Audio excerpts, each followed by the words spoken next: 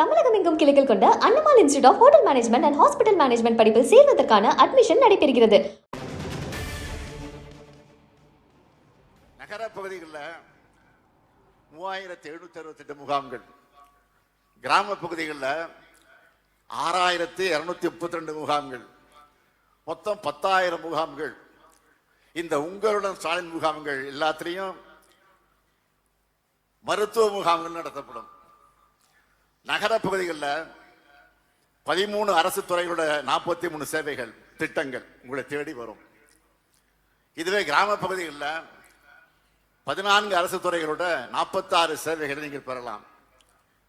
இதுல இன்னொரு முக்கிய அம்சம் என்னன்னா, கலைஞர் மகளிர் உரிமை திட்டத்தில் நல்லா கவனிங்க, கலைஞர் மகளிர் உரிமை திட்டத்தில் விடுபட்ட தகுதியுள்ள பெண்கள் இந்த முகாம்களை உங்களுடைய விண்ணப்பங்களை நீங்கள் நிச்சயமாக தரலாம்.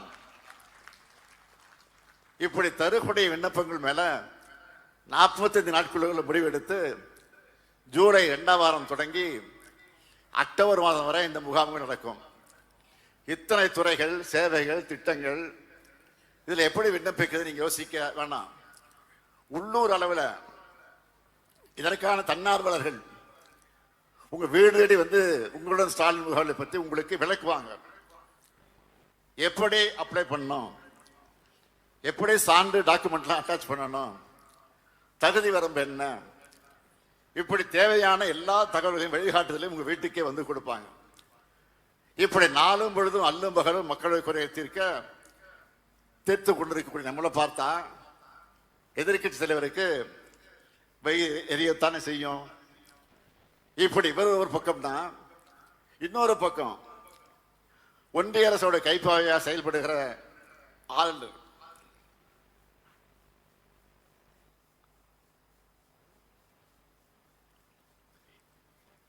ஆளுநர் ஒரு பக்கத்தில் இதுவரை அவர் பண்ணதெல்லாம் உங்களுக்கு தெரியும். இப்ப லேட்டஸ்டா ஒன்று சொல்றேன்.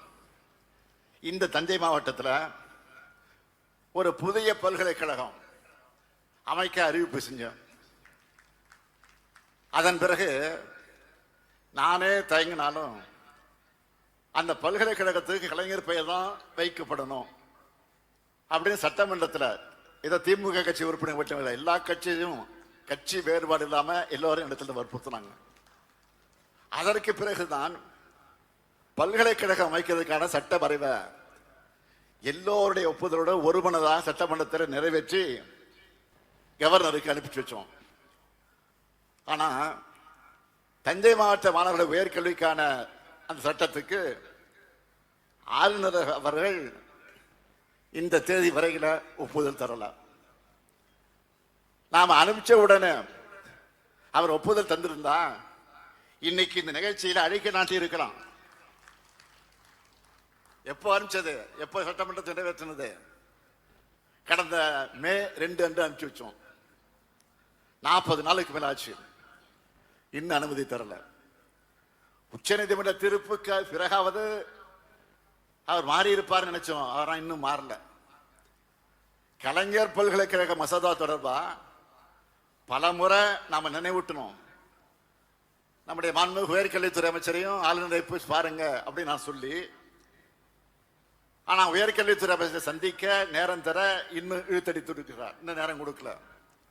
தெரியும் நேரம் கொடுத்தா இதை கேட்பாங்கன்னு, அதுக்கு பயந்துட்டே சந்திக்க மறுக்கிறார். ஆக ஒட்டுமொத்த தமிழ்நாட்டு மக்களும் கேட்கிற ஒரே கேள்வி என்னன்னு கேட்டீங்கன்னா, ஒரு ஆளுநருக்கு இதை விட வேற என்ன முக்கியமான வேலை இருக்க முடியும்?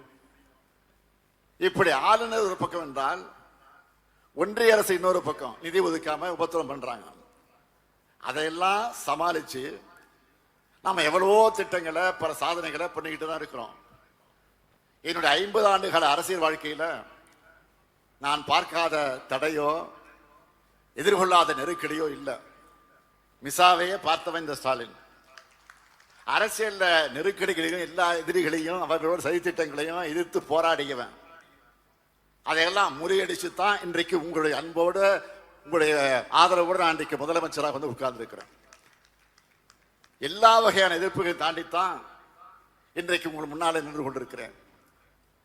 எதிர்கட்சிகள் அவதூறாக இருந்தாலும், அவர் சொல்லக்கூடிய அவதூறாக இருந்தாலும், ஒன்றிய அரசினுடைய ஓரவந்தனையாக இருந்தாலும், ஆளுநருடைய அடாவடியாக இருந்தாலும், அனைத்தையும் தாண்டி நினைச்சதை செஞ்சு முடிக்கிற துணிவும் கொள்கை உறுதியும் மக்களான உங்களுடைய ஆதரவு எனக்கு இருக்கிறது. அந்த ஆதரவை நீங்கள் எப்போதும் தர வேண்டும். இன்றைக்கு கும்பகோணத்தில் அமைவிருக்கக்கூடிய நம்முடைய தலைவர் கலைஞர் அவருடைய பெயரால் அமைவிருக்கக்கூடிய பல்கலைக்கழகத்திற்கு இதுவரை ஆளுநர் அனுமதி தரவில்லை. பொறுத்திருப்போம், பொறுத்தது போதும் என்று பொங்கி எழுந்தால் அதற்கு பிறகு ஆளுநருக்கு பணிய வேண்டிய ஒரு கட்டாயத்தை ஏற்படுத்துவோம் என்பதை இந்த நேரத்தில் உறுதியாக எடுத்து சொல்லி, இந்த இணைய நிகழ்ச்சியில உங்களை எல்லாம் சந்திக்கிற நல்ல வாய்ப்பை பெற்றமைக்கு மீண்டும் என்னுடைய நன்றியை தெரிவித்து, எப்பொழுதும் நீங்கள் தொடர்ந்து நல்ல ஆதரவை தர வேண்டும் என்று கேட்டு விடைபெறுகிறேன். நன்றி, வணக்கம்.